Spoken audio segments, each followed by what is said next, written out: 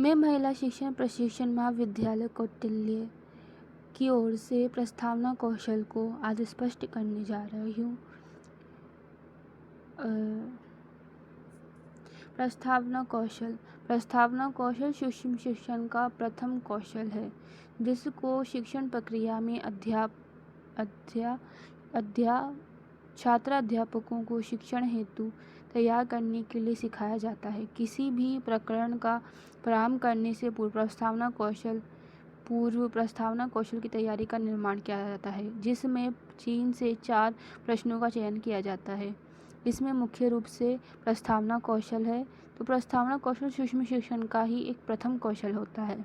सूक्ष्म शिक्षण का एक प्रथम कौशल है और शिक्षण प्रक्रिया में छात्र अध्यापकों द्वारा शिक्षण देने हेतु इसको सिखाया जाता है। किसी भी प्रकरण का आरंभ करने से पूर्व प्रस्तावना कौशल की तैयारी की जाती है, उसकी श्रेणियों का निर्माण किया जाता है, जिसमें 3 से 4 प्रश्नों का चयन किया जाता है। इसमें मुख्य रूप से 3 से 4 प्रश्न पूछे जाते हैं। इसके घटक के रूप में हम देखेंगे पूर्व ज्ञान, क्रमबद्धता, तारतम्यता और समस्यात्मक। जो हमारा पूर्व ज्ञान पे एक आधारित जो प्रश्न होगा वो हमारे पूर्व ज्ञान पर होगा, जो कि यूनिवर्सल होगा। पूर्व ज्ञान से अर्थात जो कि हर किसी को पता हो।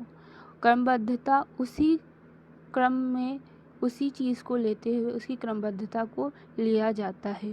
तारतम्यता उस चीज़ को जारी रखा जाता है और चौथा प्रश्न में तारतम्यता पे होता है, फिर उस चीज़ को जारी रखा जाता है। जो लास्ट हमारा होता है वो 5वां प्रश्न होता है, जो कि समस्यात्मक होता है, जो कि हमारा टॉपिक होता है। टॉपिक को लाने के लिए उन प्रश्नों को निर्माण में लिया जाता है।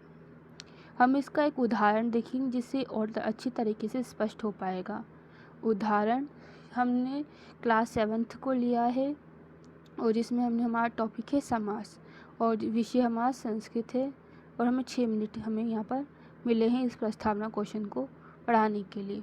पृथ्वी के ऊपर क्या है? हम बच्चों से इस प्रकार का क्वेश्चन कर रहे हैं कि जो यूनिवर्सल है, पृथ्वी के ऊपर क्या है? हम यहाँ पर देख रहे हैं आसमान, जो कि पूर्व ज्ञान पर आधारित है, जो इसका उत्तर कोई भी बच्चा बड़ी ही आसानी से दे सकता है। ये क्लास को मेंटेन करने के लिए या क्लास को रोचकता प्रदान करने के लिए दिया गया है। आसमान का रंग कैसा होता है? जो हमारा पूर्व ज्ञान पर आधारित प्रश्न था और जो उसका उत्तर आसमान आया, उस आसमान को लेते हुए ही हमने तात्क्रमबद्धता को बनाते हुए आसमान को लिया है। फिर यहाँ पर हमने पूछा है आसमान का रंग कैसा होता है, तो बच्चों ने उत्तर दिया नीला, जो कि बहुत इजी है और बच्चों को आसानी से समझ में आ जाएगा।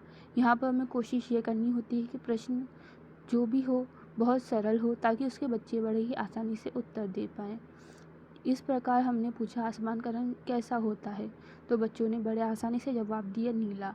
ये भी हमारी क्रमबद्धता को दर्शाता है और इस क्रमबद्धता को दर्शाते हुए हम नीला है जो कमल मिलकर क्या होता होगा, तो इस प्रकार हमने नील कमल लिखा है, जो कि नील कमल हमारे समास का ही एक पार्ट भी है और ये हमारी क्रमबद्धता को भी दर्शाता है। तारतम्यता का अर्थ होता है तारतम्यता किसी भी चीज़ को क्रम के रूप में लेकर आना, जो कि आरोही क्रम में हम लेकर आ रहे हैं यहाँ पे। तो नीलकमल के शब्दों को किस प्रक्रिया के द्वारा जोड़ा गया है? इस नीलकमल को किस प्रक्रिया के द्वारा? तो बच्चों ने जवाब दिया समास। ये भी हमारी तारतम्यता को दर्शा रहा है। समास के बारे में आप क्या जानते हैं? उदाहरण देकर स्पष्ट कीजिए। इसका बच्चे जवाब नहीं दे पाए, इसका अर्थात इसका उदाहरण हमें देना है, तो ये हमारी समस्यात्मकता को दर्शा रहा है, जिसका बच्चे जवाब नहीं दे पाए, जो कि हमारा एक टॉपिक भी है। इस तरीके से हमें अपने टॉपिक पर आना है, जो कि एक बड़ी रोचकतापूर्ण तरीके से होगा, जिससे आपका क्लास में भी अब कर पाएंगे और ये बीएड की तैयारी के लिए इम्पोर्टेंट भी होता है। उद्देश्य कथन में हमने बच्चों को कहा, अच्छा छात्रों, आज हम समास के बारे में पढ़ेंगे। उद्देश्य कथन आप कुछ और भी लिख सकते हैं जो कि आप बताना चाहते हैं बच्चों को। धन्यवाद। मैं महिला शिक्षण प्रशिक्षण कौटिल्य महाविद्यालय की तरफ से आपको धन्यवाद देती हूँ।